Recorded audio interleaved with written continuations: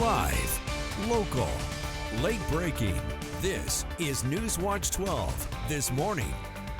Good morning. The time is 6:30 on November 4th. Welcome to Newswatch 12 this morning. I'm Carlos Murrieta. We're taking a live look out at Mount Shasta from the Mount Shasta Resort. We first want to turn over to Storm Tracker 12 meteorologist Sarah Kress for a look at your Tuesday. And Sarah, we just saw Mount Shasta there, but I did hear we might be seeing some rain there. Oh yes, especially the Mount Shasta area. They're expected to get quite a bit of rain, especially overnight tonight. And that does include the coast too, that'll be seeing some heavy amounts of precipitation. But in the days ahead, things we're tracking a strong and damaging wind gust. Widespread rain today, becoming a bit more heavy overnight. The good thing about this is that snow levels are going to remain high. So we are going to be tracking more rain rather than snow. But let's go ahead and take a look at this morning. We are seeing some showers mainly into Siskiyou County. We'll see it work its way up into southern Oregon throughout the rest of your morning.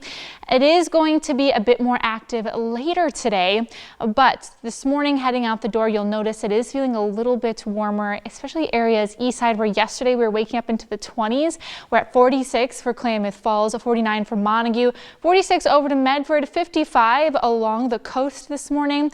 High temperatures for your election day are going to be pretty close to similar for this time of year, up into the upper 50s, into the lower 50s for areas over east side. Along the coast, pushing pretty close to 60 for the day today. Skies remain cloudy throughout as well.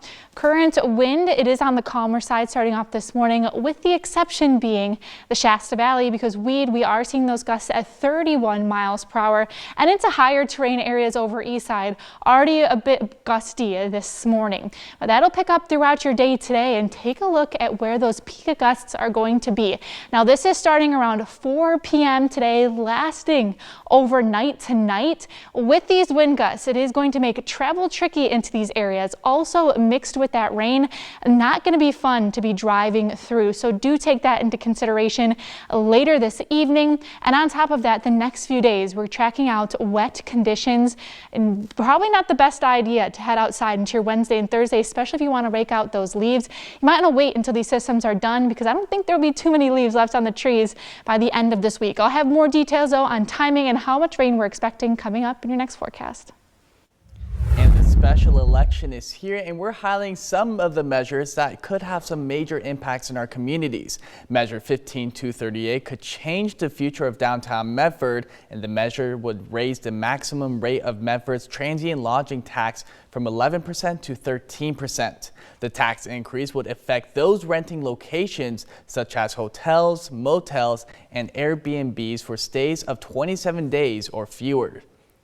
And one of the largest items on California ballots this year is Prop 50, which authorizes temporary changes to congressional district maps until 2030. Now, this is something that I've been following since last summer, and I have the breakdown of Proposition 50.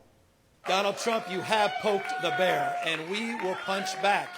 And so we see here that because of the Democrats' desire to pick up seats that they normally would not have had, they have skewed these district lines massively. California voters will be heading to the polls today to decide whether if lawmakers should redraw congressional district boundaries ahead of next year's midterm elections, an altered map that could improve Democrats' hopes to win 5 Republican-held seats in the U.S. House. This would create partisan U.S. House maps outside of routine once-a-decade redistricting that in California is handled by an independent commission. It's an effort by Newsom to counter a Trump-backed plan in Texas to gain 5 more Republican seats, which is also backed by former President Barack Obama.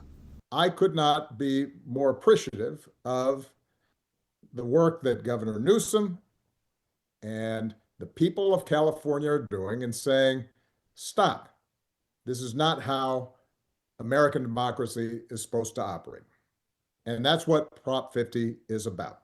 If Prop 50 passes, Siskiyou County will move from District 1 to District 2, which stretches south along the coast of Marin County. The Board of Supervisors in Siskiyou County voted unanimously to oppose Proposition 50, saying this could influence political representation at the national level, and California Representative Doug LaMalfa opposes Prop 50 and worries for representation in Northern California communities.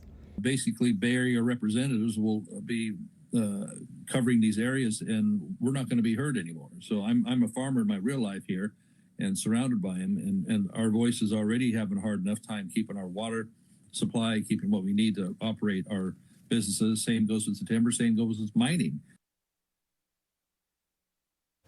Now, if California voters greenlight Prop 50, the plan would hold for elections in 2026, 2028, and 2030, and the new map would remain in place until 2030. And Grants Pass is changing direction on its homeless shelter project after months of setbacks. City Council members have chosen a new partner to move the plan forward. The council voted 5-3 to end its agreement with Pathways to Stability, the nonprofit that was awarded a $1.2 million grant but failed to secure a property for the shelter.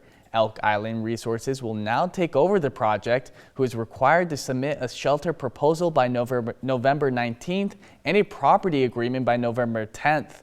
If approved, the city plans to finalize a contract by December and target completion by June of 2026.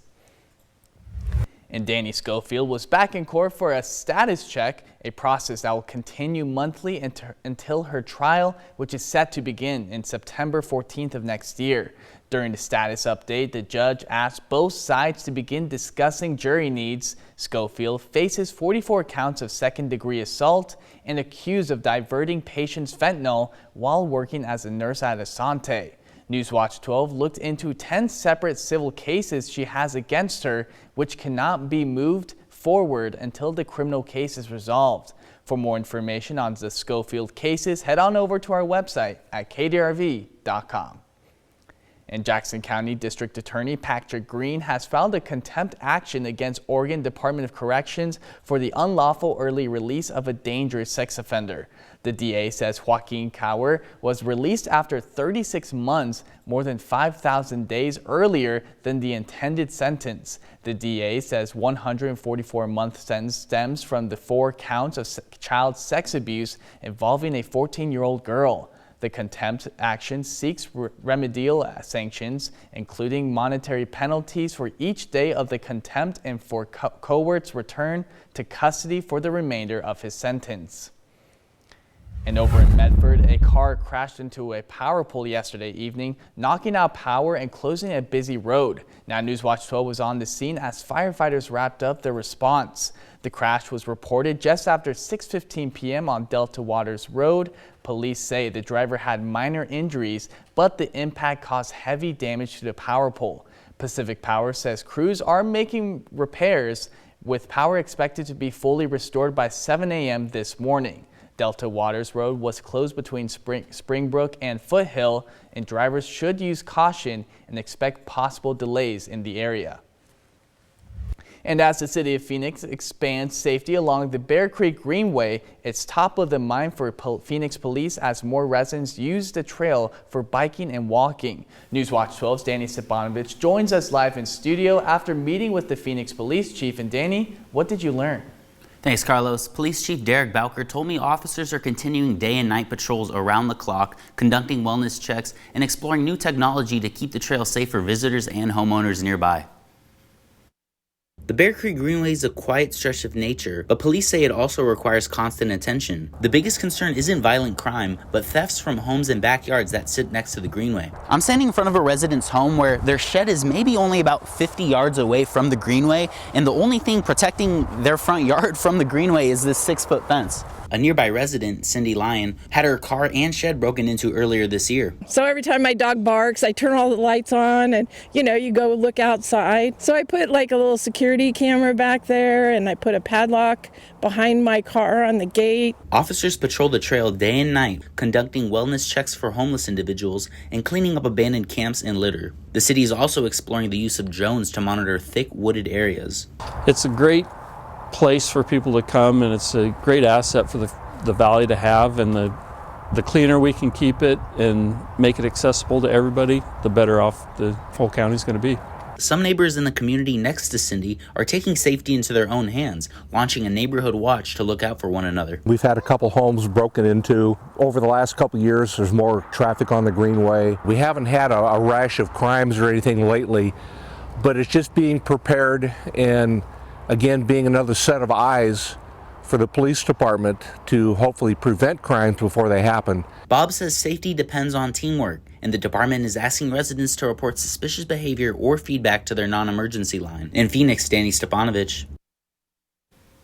Police say crime hasn't increased along the Greenway, but neighbors are organizing to stay vigilant to keep their community safer. In studio, Danny Stepanovich. Thank you, Danny. And last week we told you about Weed Union Elementary raising concerns about a mountain lion in the area, but now that mountain lion has been removed. The city of Weed announced the safe capture of the mountain lion Sunday night after a coordinated effort with police and the California Department of Fish and Wildlife. The city says they will continue to work with CDFW to track sightings and asks that the community stays aware, keep their pets safe, and report any wildlife activity.